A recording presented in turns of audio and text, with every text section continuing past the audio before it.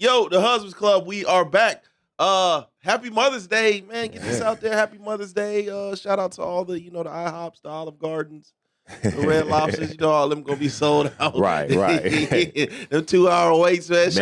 Shout out, Happy Mother's Day, man, to all the mothers out there. Spence, Grease. Yes, sir. SO. Yep. Yeah, man. Other than Easter, man, I don't know another holiday that's more Where everybody go out and eat. revered. Yeah. It's odd because Father's Day don't even be like that. They want us to cook. Man, you know what? Barbecue. Ain't gonna say nothing, huh? We ain't going on that path. Hey. Look, man. Hey, I know I'm cooking for the wife tonight, so it's all good. Hey, man, shit. Hey, man, this is the perfect day for fellas, man. If you're Did y'all give out the gifts already? Not yet? No. Okay, cool. I was just asking, do you do it in the morning or you give them the gift like later on after you went to the store and got something last minute? Hey, fellas, man, shout out to, if your wife, if she's addicted to social media, man, just tell her to get all her energy back. Please. From social media. Bruh. Sit back. Sit this one out. You feel me? You feel me? This is your excuse right here. That's some toxic shit right there, man. Hey, what y'all want to do, man? I know SO last night. This is it. Man. It was like, hey, I'm sitting here dressed. Man, talk about it. Man, I talk about this, man. One of our partners, man, he was doing like a mega high school reunion, man, for like the last 15 years or 10 years or whatnot. So shout out to y'all Cheyenne High School alumni. Shout out, Cheyenne, man. 2006, you feel me? Yeah, I wanted to crash it. So I was like, I'm going through. So wifey was like, well, I want to go too. I'm like, all right, go ahead. Let's go. So I'm getting dressed. She's still in the bed. I take a shower, iron my clothes, iron. Niggas don't even iron no more. That's what's crazy. So I ironed a little bit, just knock out the wrinkles. Creases? I ain't doing no creasing. I don't crease pants no more. I just stopped doing that. That's when I realized I was old. Like, man, I'm putting creases in pants. I'm looking around. Don't nobody got creases in their pants. But so I'm dressed. Yeah. She's still in the bed. I'm like, man, come on. I don't know what to wear. I ain't gonna go. I'm like, man, why does this always happen? So I'm like, man, this must be a common thing when the man get dressed before the woman. See? Hey, you know what, man? I feel both sides. I know when I'm dressed, it doesn't take me long to get dressed. It don't take take shower, you wash your ass, right. You put your clothes on. Wifey, it takes her forever for no reason. I feel like, right? And we always late. I hate that. I don't want to be the late one. Can't stand it. Right. But you learn to adjust through marriage. Is it an adjustment or you just deal with it?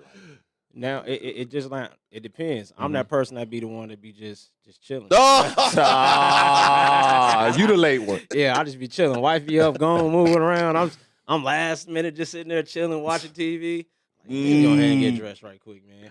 Because I just feel like it don't take that long. For us to get dressed. I be already in my mind putting something together. Yeah. But yeah, man. They be going through a process. They got to do the makeup. They got to make sure their hair is a certain way. Then they might have an outfit. They don't like that outfit. Then they want to switch up, put something else. They got to start second guessing themselves. Yeah. I'm like, man, just put something on and go. Like, you had the same time I had. A day in advance notice. Don't let that makeup not be right.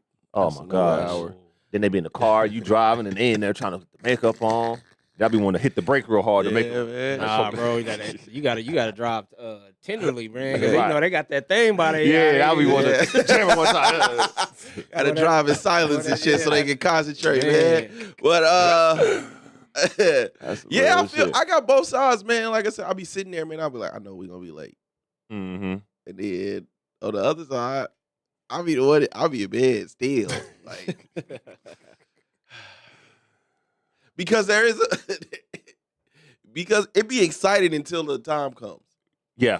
It sounds good in theory, but then once you start putting it in motion, you're like, man, it's taking too long. So as a partner, do y'all know? Yeah. When your partner isn't feeling it. Yeah. Yeah, I do. Because he'll get I don't know what to wear, or this so short notice, or she hit me with you ain't even invite me to go. You just said you was going. I'm like, what? What you mean by that? I said, I'm going here. That's an invitation for you to come. So, and that was gonna be my question. Yeah.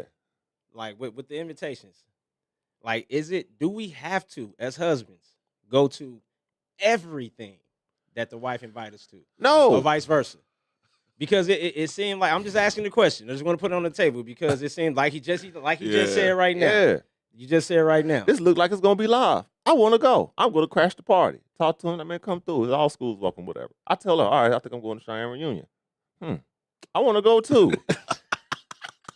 I ain't even invite you, but you can come. I don't care either way. But if you there, you there. But then when it comes time to going, you making me late. Then you don't even go. See why she didn't go last night? Nah. Oh. See, wives can switch it around, right? And they can be like, "Oh, this is all women's event." Yeah. What I mean, we can't. What can you do now? Us is like, I know they wives gonna be there. I know they wives gonna be there. I know it's gonna be. You know what I mean? So I don't know. I feel like it's a more so like an obligation. Man, fuck that. Nah. Have you ever go somewhere and you and your wife be the only one there with the wives and everybody else like didn't bring their wives? So now your wife just there like by herself? Yes. And it is so uncomfortable. Hella awkward. It is so uncomfortable. Hella awkward. And then wife would be like, I'm not stayed coming home. back again. Yo, cool. And then her ass be right back with me. Yeah, it's very awkward because you can see it, man. You can't, women can't hide it. Now flip it. Have you been the only guy when she with her girlfriends? But that's weird too a little bit. Thank God for smartphones. Once. Uh-huh. And I hated it. Why? Too gossipy? Yeah. Yeah. Too gossipy and then just shallow compliments just flying everywhere. Oh God. That's oh my God, I can't fucking stand it. I hate that. Oh, you look good, bitch. Oh, bitch, you look good too. Look at you, girl. Oh God. Yeah. Please stop it. And what be so funny? We do the same thing. Hey, look at you play. If I had your hand, I cut mine off. Hey, knowing damn well. Hey man, I don't want your hand.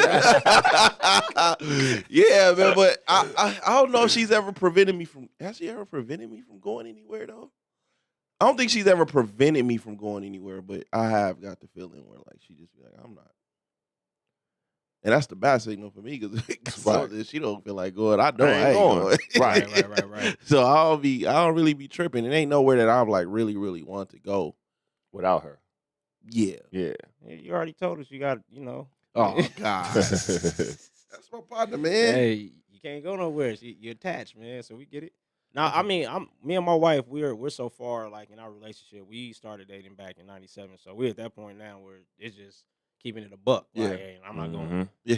Oh, you going over there? Mm-hmm. Have a good time. Yeah, that type of stuff. Because you already know. But I've been in places with my wife and her friends, and it was just me. But I grew up in a house with all girls too, so I'm used to just being around it like that. So. But like it'd be like that sometimes though. I know, depending on who, like when my wife on the phone and she get to talking, we talk to do you separate her friends? Like, do you know who and who not to? Nah. Well, yeah, I do, but I ain't supposed to admit that. I know, but I don't supposed to admit that. But I know. Yeah, they all cool. Yeah. I'm gonna sit this one out. I'm gonna sit this one out. No comment. No trouble. No comment. But what's so cold about it though? When by you asking that though, right? When we was thinking about topics for the day, I was gonna say, man, homeboys in your marriage, man, because I know my homeboys will. Hey, man, my wife be cussing me out behind my homeboys, bro. Does she? Oh yeah. I know which ones too. Yeah. I can imagine which one. Yeah. Mine, I got two homeboys. They not relationships, but they whole bags. So if I go out with them, she get them. Oh, she get them. That's that old black church lady, right? Y'all out there hoeing, huh? I gotta hit her with the man. I ain't doing nothing. I'm good. It's funny to me because I like people watching, just to watch the dynamics, how everything just fold or break down. Yeah, I get a kick out of that. But she say a little sarcastic comment and hey, shout out to like I said, man. Hey, shout out to Gifted, my brother Gifted, man. My wife be over there like, nah, that R&B.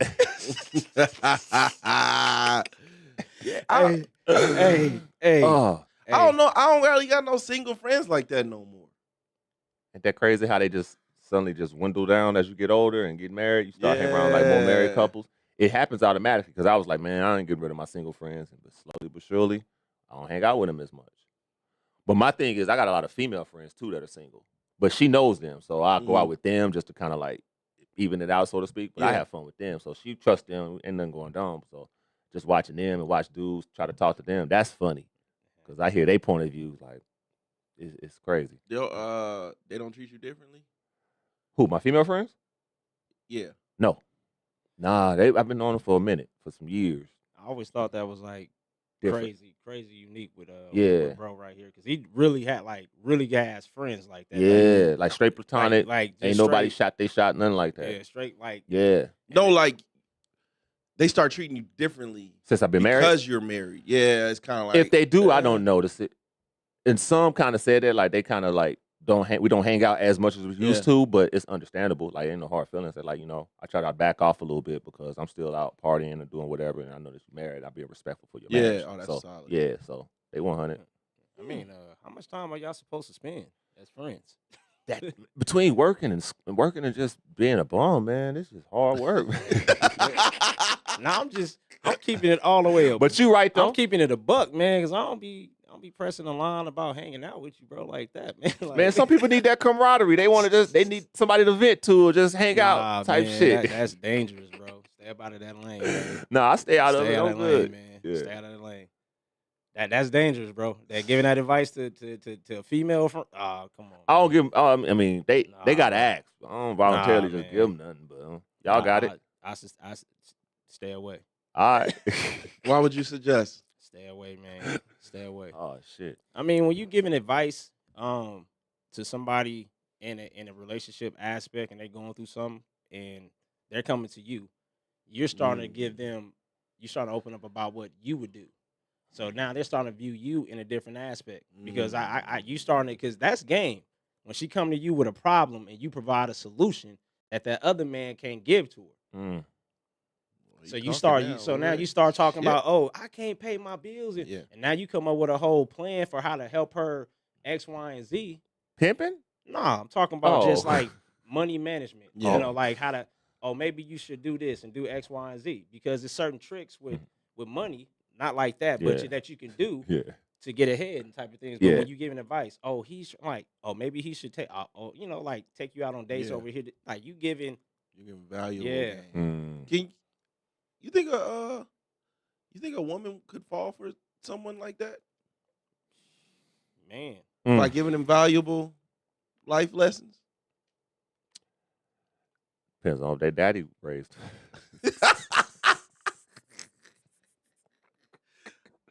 I mean, that's kind of I stay away from that. You know what I mean? That's different. Someone falling for you not because of the physical attachment, but because the wisdom that you give them. Yeah, the man that you are. That is kind of. Yeah, I can see that happening. Yeah, I might be agree. I might be agree here, man. But it take two though. So like, the man got not always. No, it don't, bro. You might wake up one morning. You got to tell what attachments, two attachments. Hey. You get the two attachments, man. Whoa! What are we doing here? But I get it though. But that's why I mean, like I said, I'm scared of when you start stepping into that role.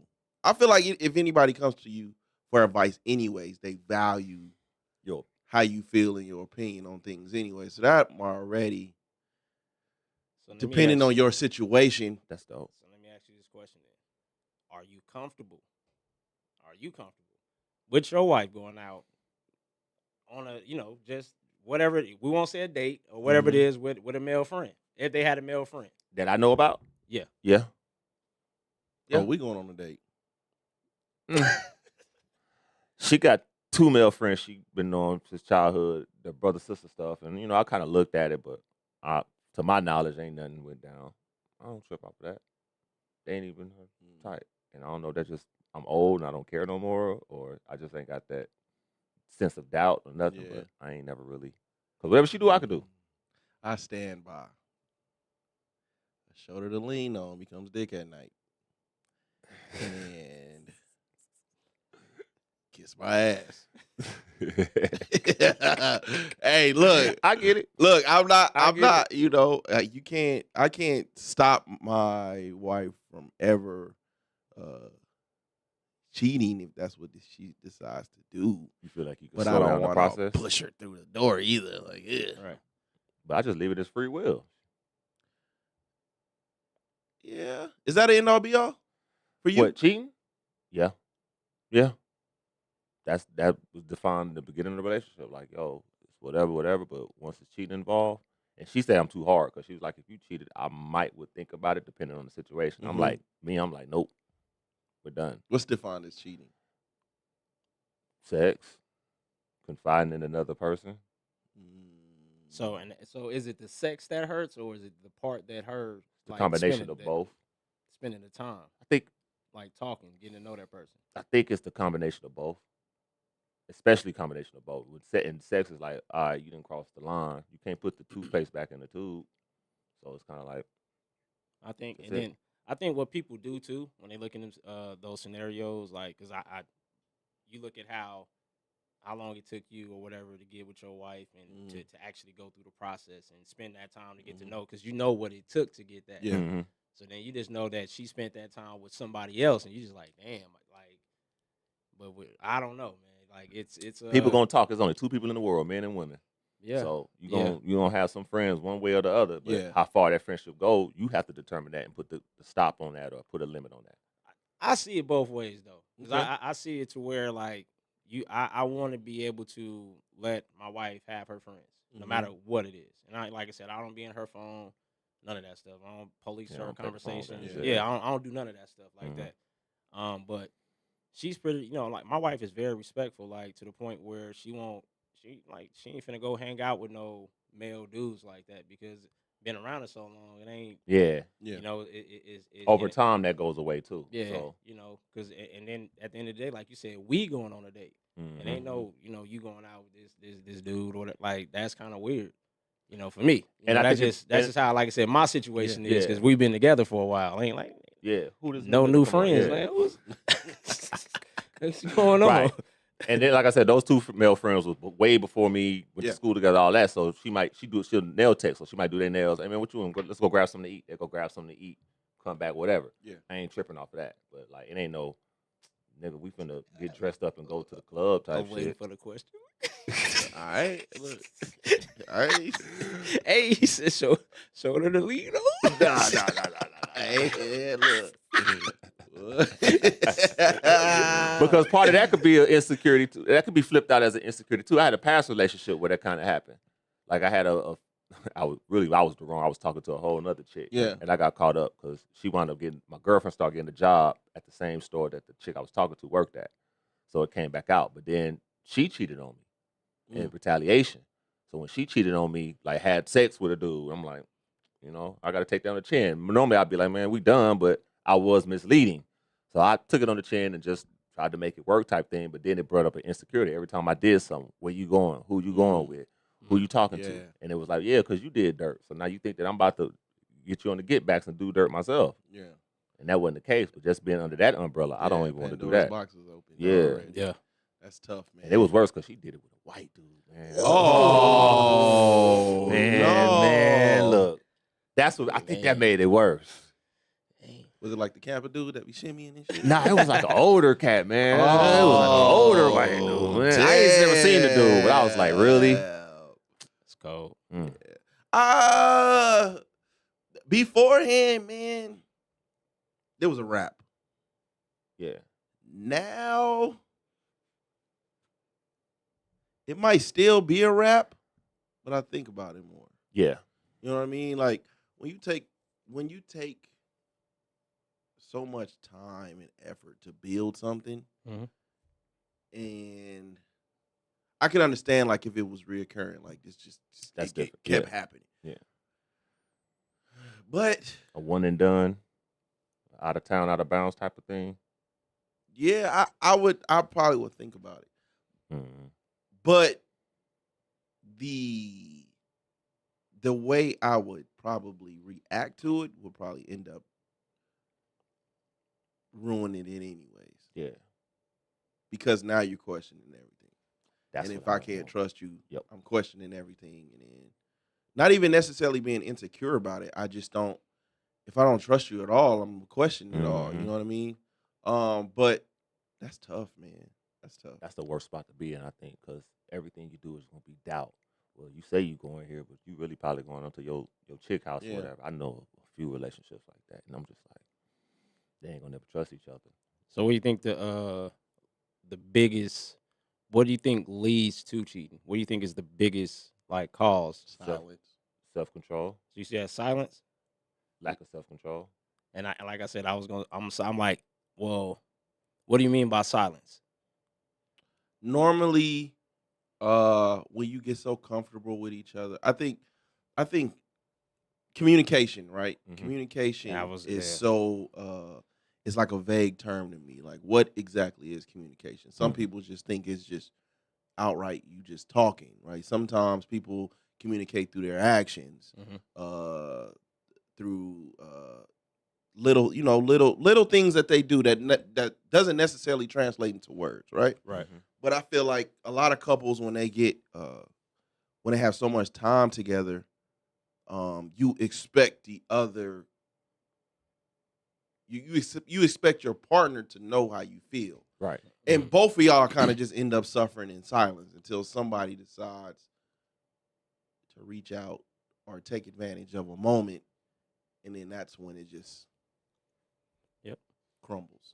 I'm agree with you because that's one of the things I was gonna say is communication. That's really to me is the biggest thing, in all of it. You know, because if you learn how to just talk to your significant other, like I'm in a crazy place. My daughter's 17. She's starting to talk, date, all this other stuff. So it's to have my experiences with my wife and have her understand going into her relationship to have like, hey, communicate, talk before you go into this relationship. Let them know what you're looking for.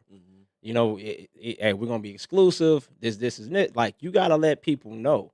That's communication. Because when you don't communicate, you said self-control. I still think it start with the communication because the self-control kick in after you ain't able to communicate and get what you trying to, say to your significant other. Right. So I think communication is like the biggest thing that leads to cheating. And that's when that work wife, work husband, all that, because you other places talking about your house because you can't communicate with your significant other. And that's the biggest thing that I feel like it is, because when you love each other, but you can't talk about something that might feel negative. Or you might, I don't want to put you down, or that type of stuff. It'd be kind of hard. Definitely. And if say it is something about sex, or say it, it's a difficult, topic to talk about. But you in that space. And that's why I say communication is big, because we got to be in a place where, like, as adults, we can have these open conversations with our significant other. Like, hey, we should do this more, or let's go out and take more trips. Like, you got to communicate, because you said silence, that's communication. But with actions, that's communication. Because if we know when our wives is mad, right? Like, it's a certain action you see at the house, and you're like, man, you already know. I think one part of communication we'll never talk about is becoming better listeners. So we're always taught to speak it out, but we never taught to become better listeners. So that's something that we have to work on a lot. What aboutism, Ken? It's a motherfucker. Oh my God, man! It is fucking exhausting. Like, if you know what I mean, you're trying to get something out and you're trying to say how you feel, and then it's, well, what about that? Shit is exhausting, and that could just lead to, man, you know what? It ain't even worth. It ain't even really worth talking about. You know what I mean? It's a distraction. It's these things that lead up to that big moment. It's never just communication, though. I'm jumping out. And It's the little moments that, because we're men, we're men here. It's those little moments that we go through that often lead up to that big. And then they be sitting back wondering, like, well, what did I do? And it's like, right. I mean, one thing that I suggest to all the brothers out there listening is communicate, like, frequently. Like, no matter what it is, talk about it. Because if you let it boil over to something else, bigger than like what it was at that particular time, it's going to, like you said, the whatabouts is going to happen. Yep. And then you just got to get into a space where let's talk about everything. So you don't have that no more. So like, if there is another time that you get into it with your spouse and everything, what about, let's talk about everything right now. Let's put everything on the table. Finances, this, because that's just the way that you got to do it. Because when we walk away from this, we got to have a clear understanding of where we're going. Because I think that's the problem with a lot of people in marriages. They don't know where they're going with the marriage. Is after you get married, what do we do? Like, what do we build towards? Like, so what are we doing? When you were prior to getting married, how long were you with your wife? 3 years. So we got married on our 3rd year anniversary. 3? Next week, actually. I've been with mine, but it was in high school. So I was, we got married. So, man, so we've been married 12 years. High school, 27. Hey, man, long time. I'll say ours was 8. We was together 8 years before we made that big step, right? Mm-hmm. And the reason, with the conversation we having now, what I mean? I feel like marriage, now that I'm on the other side of the fence, I feel like marriage has been turned into a social move. It has, right? It's from day one, it's been like that. You're doing it for all the wrong reasons. But what I'm starting to see now, man, and why I feel like it takes so much time to learn, not just you, but y'all as a couple, right? Because sometimes you get if I feel like you get married, say a couple gets married a couple years in, which is cool. Yeah. But then they find out they're not compatible. Right. Not just in from a relationship term, like perspective. Y'all not compatible financially, y'all not compatible sexually, y'all not compatible from a parental side of things. Those things can fuck some shit up. I'm witnessing that right now. Big time. I'm witnessing that right now from a relationship. Got married too fast, and now it's panning out. It ain't compatible, and they got to figure it out or dissolve it, one of the two. But it's that's interesting watch. Yeah, it is. Like, because for me and a wife was together, like I said, 97. We got married 2011, like my son. So we right around that time, we wasn't always just straight through together. You see what I'm saying? So that's the misconception sometimes. We had our times where we had our fights and breakups and we separating for 6-7 months at a time, and you do what you do. But I think those times too had also taught me a lot about myself as well, and it brought a lot of value to my wife as well too. I remember that separation point. You was a wild boy. You was a wild boy. Hey, I'm telling you, because I was the single friend that was the whole bag. Man, and then I had, like I said, I was in that zone. Like, I ain't never been single like that. So I'm like, let me see what's up. So I'm out just in the streets. But then I start to understand too, just the value in who my wife was. I'm just like, yo, man, let me just let me chill out, because it always got to that point where I'm trying to be cool. Yeah. And they trying to pursue relationships with me, and I'm like, man, if I want a relationship, I'm just gonna go back to over here, man, because I had already knew, like, that's that's where it's at. So for me, it was a little bit different, man. So, but yeah, man, I haven't seen too many people get married too fast, because your time is your time, man. I just think that I have seen people. I don't know, man. I don't know if men do the marriage for that reason. I think it's more of a woman thing. I haven't seen like a man, I've always seen it from a woman standpoint, pressing about being married, about doing the whole wedding thing and stuff like that. So and there's nothing wrong with that, because you should want to experience that, as a woman, But I think more or less, like, I think women might. I don't know, man. We gotta ask some women, because I don't know, man. Because like, we can't be biased with it, man. They got married out here. It's Vegas. You can get married in the drive-thru. So they did one of them things. Maybe like 8. It was less than 8 months they was together, and then they got married. And I'm just watching everything just unfold. and it's just learning. They have to learn each other, and I think what they learn and the other person don't like about that person, and vice versa, and it's entertainment. Yeah, You know, it's entertainment. they ask for our advice, we give it Yeah. to them, and take it how you go. It takes a long time, man. It really do. takes a long time to learn somebody, and I feel Mhm. like, I speaking for myself, uh, this one right here, I kind of rolled out until I was like, you know what, okay. But I feel like we don't really do the work outside of loving her.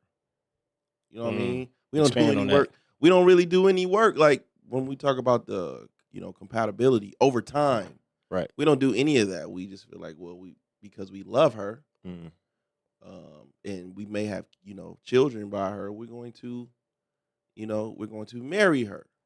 But what about these other things that can often lead up to I'm miserable.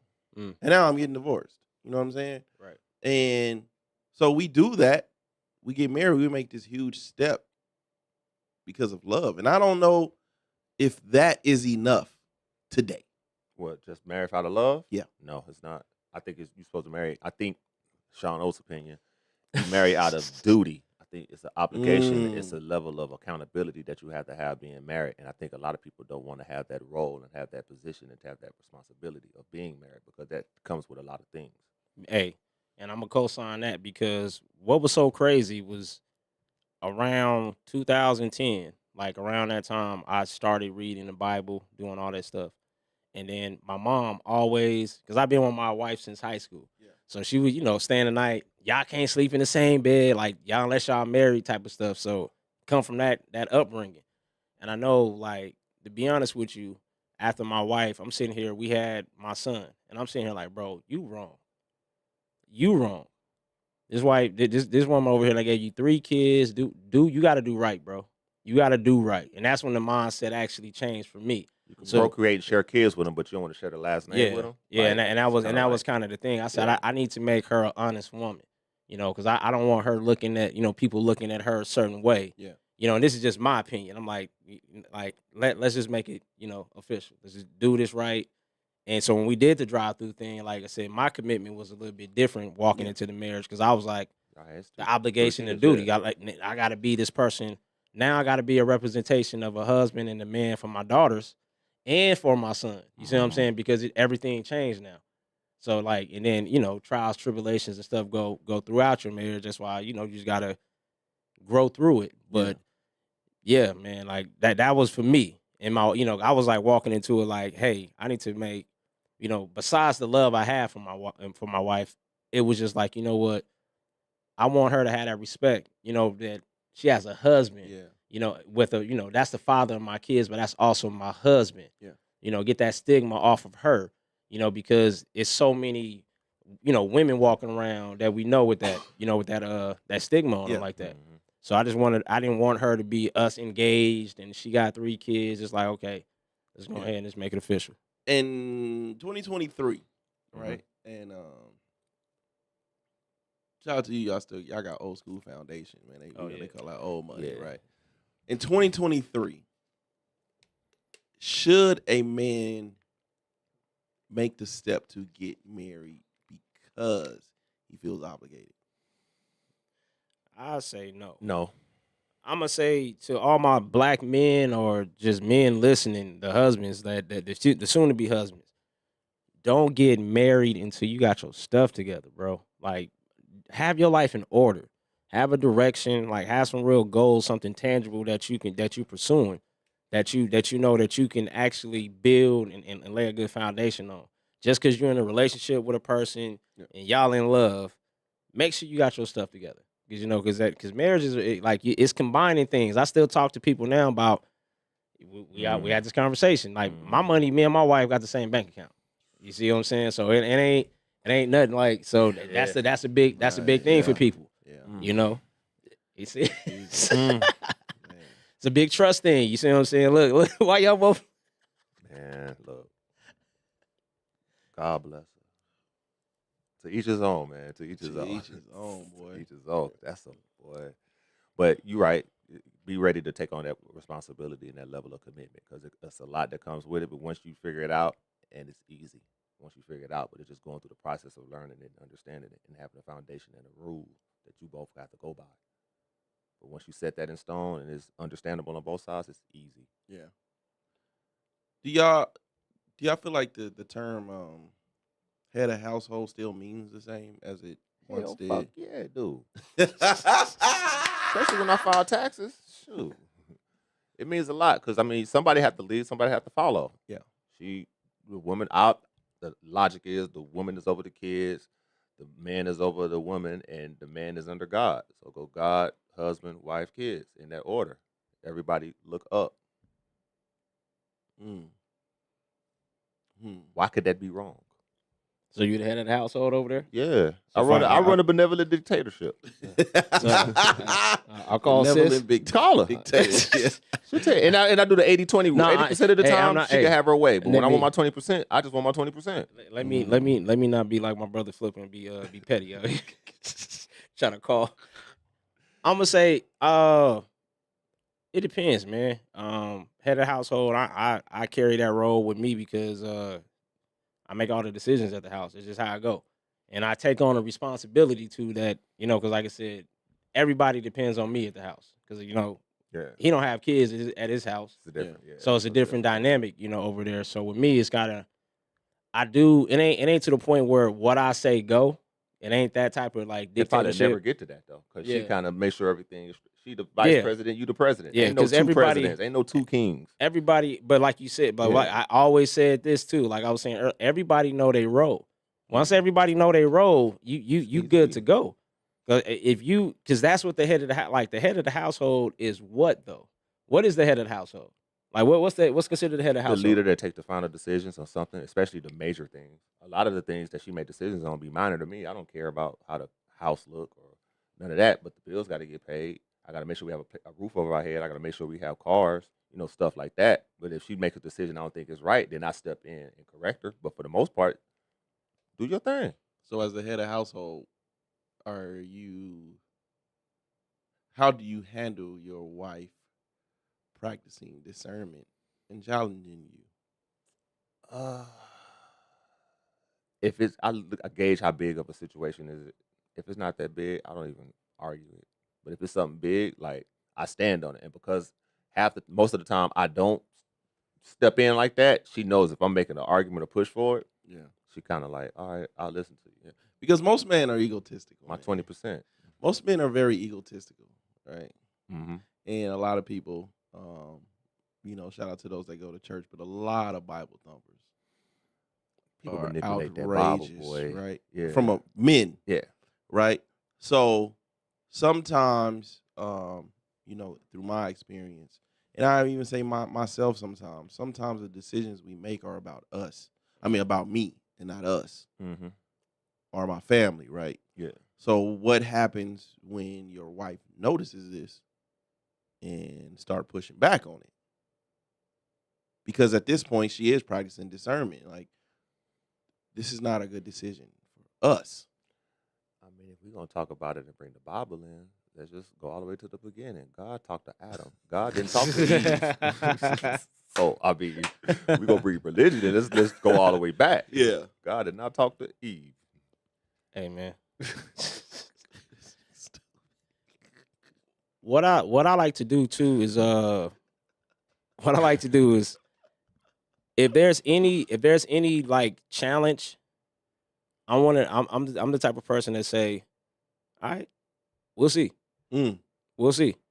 Because life will show you better than I can tell you. Mm-hmm. And that's that old wisdom right there. Yeah. Because hey, I've already thought about this 10,000 times how it can go. Yep.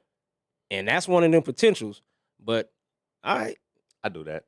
Let them figure it out. Yeah. And when they go through and realize it don't work, then you just that's my method. That's my method. Because a hard head make a soft ass, man. Yeah. Because you thought that, because it's the same way, man. I think a lot of times, man, like I learned it that way.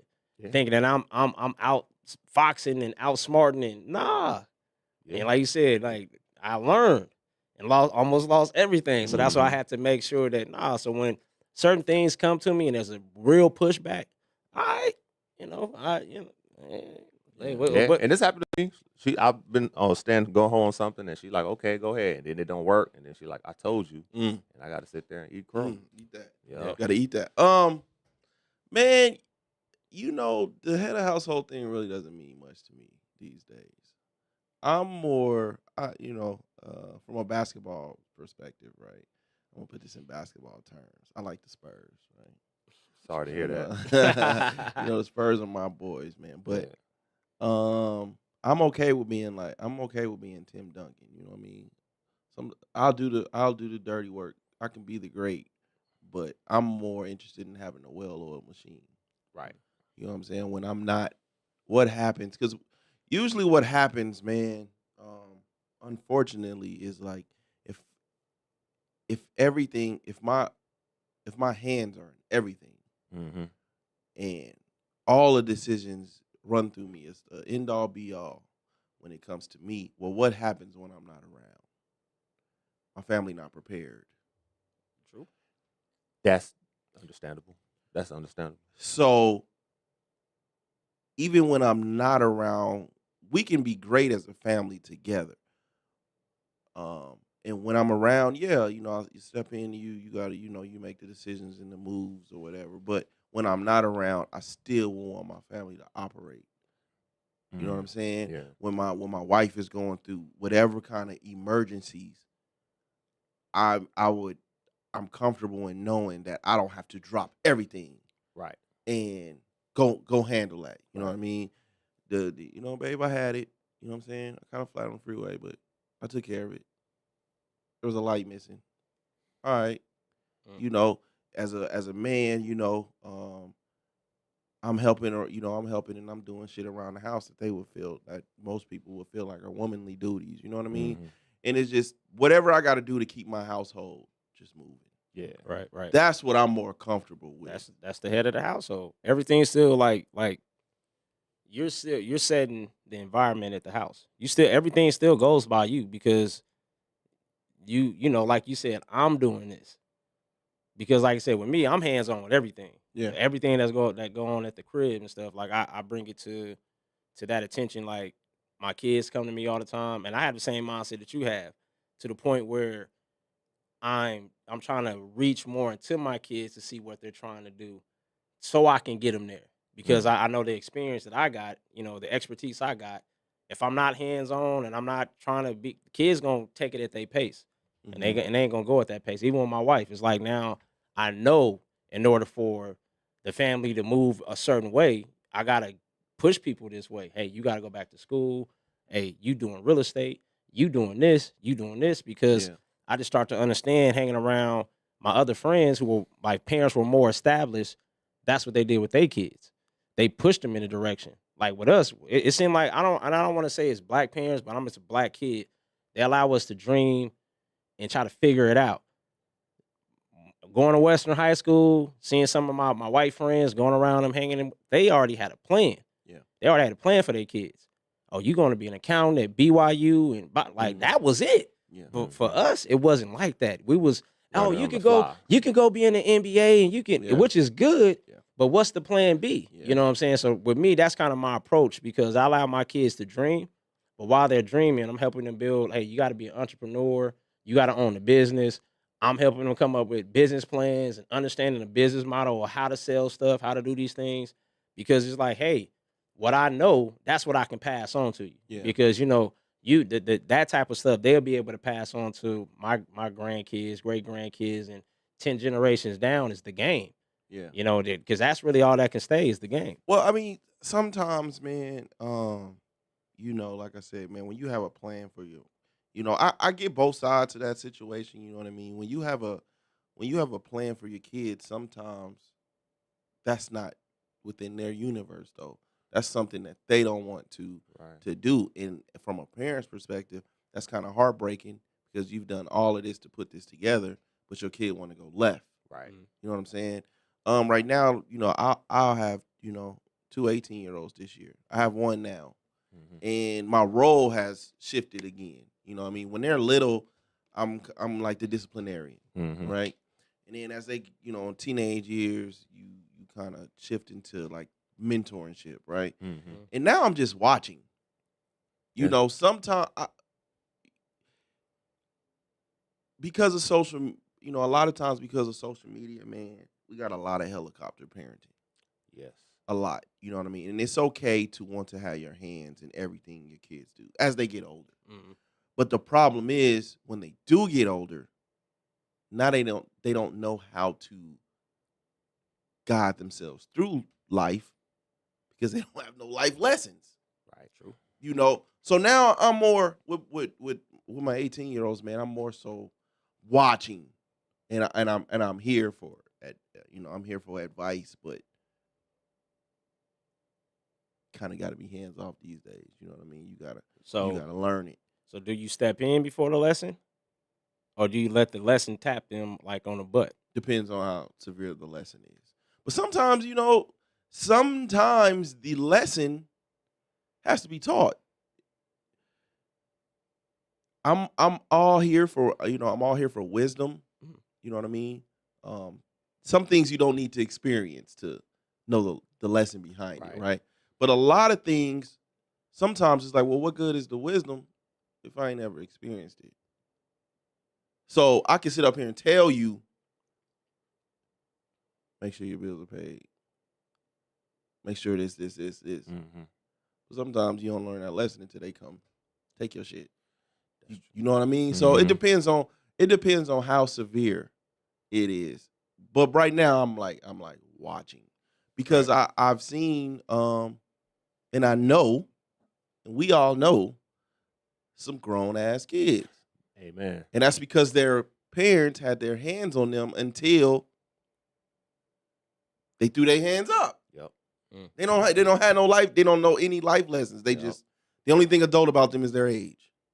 Real talk. And that's what I'm afraid of. I don't want that to happen. Like I said, I think too it's the parenting approach. I'm not, you know, taking the bread out and making peanut butter and jelly sandwiches for my kids and stuff like that. Like even now when it comes to cooking, like with Legend, he's 12 and he's coming in there, man, hey man, you finna cook yourself, bro. Dad, can you? No, you finna come cook. And you finna come in here and do that. Same thing with my daughters. Hey, y'all finna, but like it's that type of thing. Like figure it out. They come in there with the homework. Hey man, figure it out. Don't bother me. And then they come like when you get to the point where you can't figure it out, then that's when you come to me. You know, and that's the point. But even like with my daughter, my 17-year-old, I try to be I'm the same. I watch. But it's more or less too, but you know, I try to make sure I'm coaching throughout the process. You know, like I'm not just standing back and letting her just because those type of life lessons I know can be very detrimental to a person because you know they can take that experience and hang on to it for a lifeline. You know, so if I I know a bunch of just people who deal with past trauma like that from just childhood stuff. They still holding on it to today. I'm not successful because this happened to me and that was 22 years ago. But they still, but that's the mentality of a lot of stuff, man. Because you look at it that way, you be in these bad situations, it'll stop you from being confident. No, this is a fact. You know, this is a fact. You don't have any yet. Not that I know of. So what was your how did you get your life lessons and experience through childhood up until your adult years? I'm a hybrid. My parents divorced when I was 5, so I lived with my grandparents from 5 to 14. So I lived with my mom from 14 to 18. And then it's different because people be like, yeah, your mom raised you. She really kind of did but didn't at the same time because when I got to her, I was in middle school by then. So like learning how to cook, I don't know how to cook. She never taught me how to cook. She was always the parent, I'm going to cook for you. So then as I got grown, and ultimately I could learn if I want to, but it's like, I'm not dealing with that. She just always told me, keep some money in your pocket, you'll always eat. Yeah. So I think that first, and that just carries on me through life. So I'm that grown adult that don't know how to cook.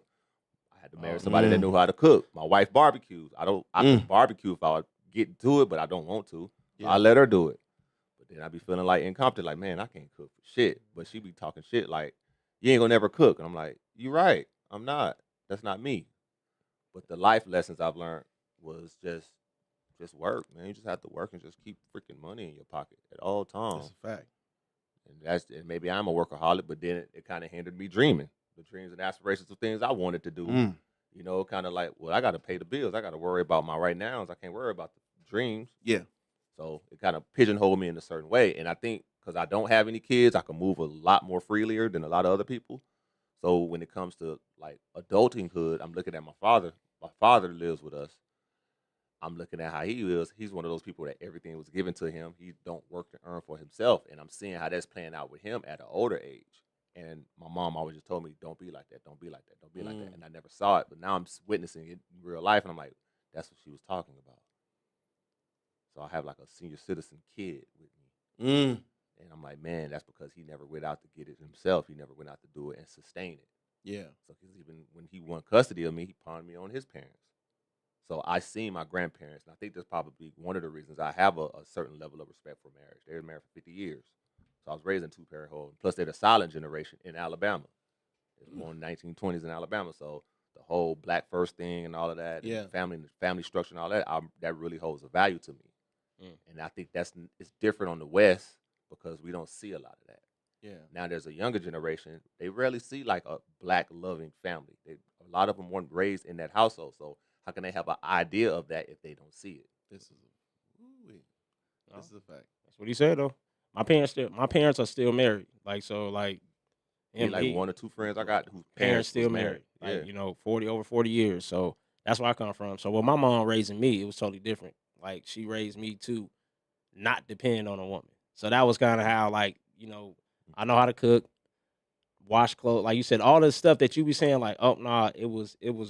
But then as I got older too, I was happy that my mom did that because it was just the necessity in living and being a clean individual and that type of stuff. Because she just raised me to be a clean, respectable young man by instilling these type of things and how to cook, take the trash out, clean your room, make your bed, do like the different stuff like that you carry on to adulthood that creates successful habits. Because a lot of people don't know that. A lot of people don't get up and make their bed in the morning today. That's why a lot of people don't. It's the small stuff that create these habits. Look, you see what I'm saying? Yeah, but it go on that though. But it's a mindset too. So and like I said, for when I grow up, I just want to be able to pass that. Same thing with my son. It's just like he ain't listening though. Yeah. So it's just like, and that's the one thing I'm seeing now. Like my wife got to talk to him. Because it's just like, I'm not getting through to my son. But my wife say something to him, he get up and get it done right away. Get up and get that room. She come in there, get this room. He ain't about to cry. I'm like, okay. So I got to figure out. So now with my wife, I got to kind of coach her on what to tell him about certain things. Because, when I tell him some stuff, it come off a certain way. Because like it just that's why I would say it's that man stuff, like man to man. In the household, you delegate tasks. I'm a straight fact shooter. I don't play games with my kids. They come in. That's a fact. Was your homework supposed to be done at this time? You knew about it. I don't want to hear it. Leave the excuses because that's what they tell you at your job. Yeah. That's what they're gonna tell you at your job, right? That's what they're gonna tell you when your bills and when the light get cut off. You can't call them with no excuse and say, "No, you can't." Yeah, see, I want to shout out to you, your marriage, and that's the one thing, with my mom and dad, man. My mom and dad was married for a long time, but that was the one thing that I did notice, like, normally with kids, if the marriage or the relationship isn't solid, it's easier for the kids to manipulate a situation, you know what I mean? And sometimes, like, the dad is the straight shooter. You know what I mean? So, you know what? So I can finagle this a little bit, so I can finesse this a little bit, I'm going to go to mom's. Yep. And so it becomes almost like a good cop, bad cop situation. Where I'm going to go to her because I know this is going to be a nicer situation. With my parents, we couldn't do that. You know why? They were too solid. Communication. They were too solid. Yeah, my kids can't play that with us either. And I think a lot of times too, communication. And when my wife, that's the only time we be tripping is when my wife withholds something from me about the kids, and then it come out. Yeah, and then that's when I have a problem. You have any siblings? Yeah, I got 2 sisters and a brother. The youngest one, did they get a little bit more leeway towards the youngest one, or were they more stricter on you because you were the oldest? They had to get leeway, man. They're dealing with Spence, man. Like, I want to say leeway from the opposite perspective. Like, you know, my pops was always like, "I'm here for you." Mm-hmm. But if you don't want to do right, you don't have to be here. And I took that literally. You know what I'm saying? Yeah. And you leave the house when you out there by yourself.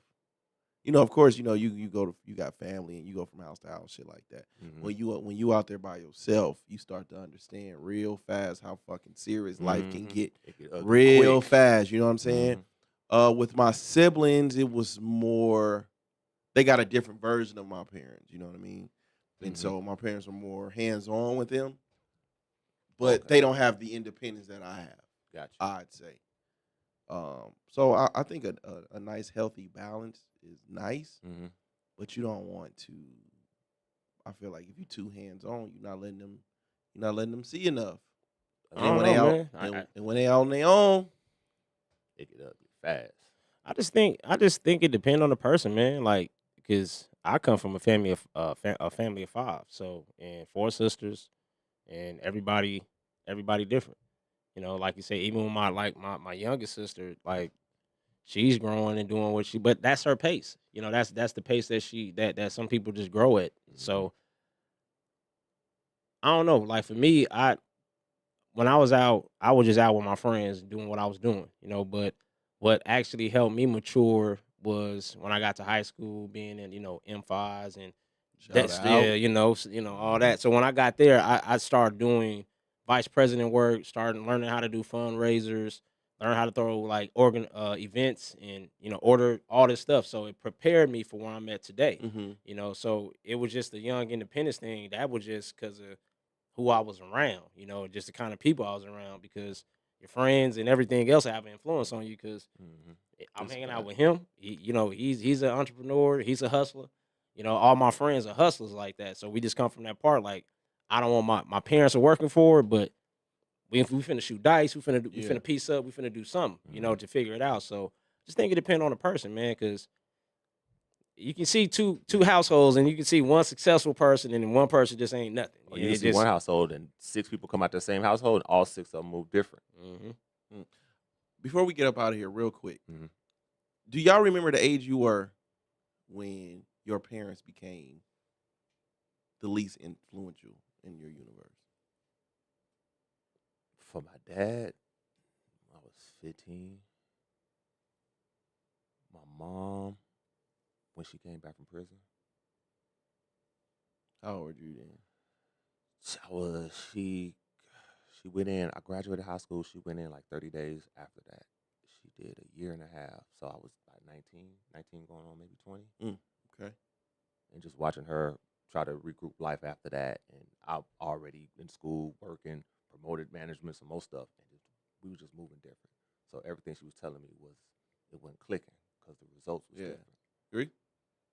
I don't know. I've been that way my whole life, man. I've been a results person, man, because I've been that way with my parents, man, and to a fault. It just depends on how you look at it. Because my mom, she always pushed me to graduate from college, and I was like, you ain't graduate, you ain't go to college. Like, how you gonna push me to do something? But sometimes they be right with what they be doing. Like you said, it might not click, but it do make sense because today, certain barriers, that if I did just finish and get my degree when I was in college, I feel like you can feel like you can be a lot further. But I don't know, man. The streets had influence. My friends influenced me early, bro. So like my mom then was telling me not to do something, and I was doing the opposite. So and I think that was just growing up on the West Side, man. But I knew what not to do, not to get killed by my parents. Because that's a fact. That's a fact. But I even for me, man, it was early. It was early where, my parents didn't the influence. You don't want to get in trouble. You don't want to be on. What I mean, you kind of, I want to say, feared like I hated being on restriction. I ain't getting in trouble, man. I ain't want to get no whooping and shit like that. But as far as influence and what they could, what they were saying, my dad was, when my dad got out of prison, he was real like Furious Styles, like Yeah. You know what I'm saying? Mm-hmm. And so it didn't. We used to have long talks. Well, he used to talk to me. Did he turn Muslim in there? Nah. Okay. Nah, hell no. My dad's whole family of Jehovah's Witnesses. But you know, the talks that he used to have with me, I still hold them dear to my heart. Now, Right. I didn't understand it then. I was in like middle school. Yeah. Middle school and shit like that, right? But Mm-hmm. as far as pure influence, that was out early. It was more so, man, you know, again, you know, coming from how we grew up, I was always outside. I was always gone. Mm-hmm. I wasn't one that was underneath my parents like that. You know, I stopped asking shit from my parents at an early age, you know, a young age. So, yeah, I want to say probably middle school going into high school. So what was the influence then if it wasn't your parents? Music, neighborhood, friends. Women? Girls at that time? Oh, my God. They influenced you to get that tongue ring? You gotta relax. Yeah, you know, I never had to talk. The women thing, we never had to talk about women. So when I turned, you know, of course, you know about sex, you know all of those things. But when I became an M5 is when, yeah, you had to. Oh man, like I said, bro, I lost my parents' influence early. Just being around certain things in my neighborhood, like older kids seeing it, but like 6th grade Gibson, oh, it was popping, bro. Yeah. Oh yeah, it was. Anything that they told me was in and out there. But like he was saying though, one of those influences was like big for us in middle school was music, and that music when you listen to the Dog Pound, Ain't No Fun If the Homies Can't Have none, all the bro, and you think cause that's where the influence because you seeing them like that's the cool people. Yeah, that's what I want to do. Like your parents, they was just working a regular job. That wasn't cool. That's why I say, man, you know the influence today. You know you got the Rod Waves, the NBA young boys, like social media. Yeah, you know. So I really feel, you know, of course, you know, we want to be there, and you know, we don't want our kids to, you know, follow the footsteps we in. But I still remember, like, you know, we can do as much as we can, but at the end of the day, you know. Shit, this was a good one, man. Yeah, this was a good one, man. Yeah. Hey, next week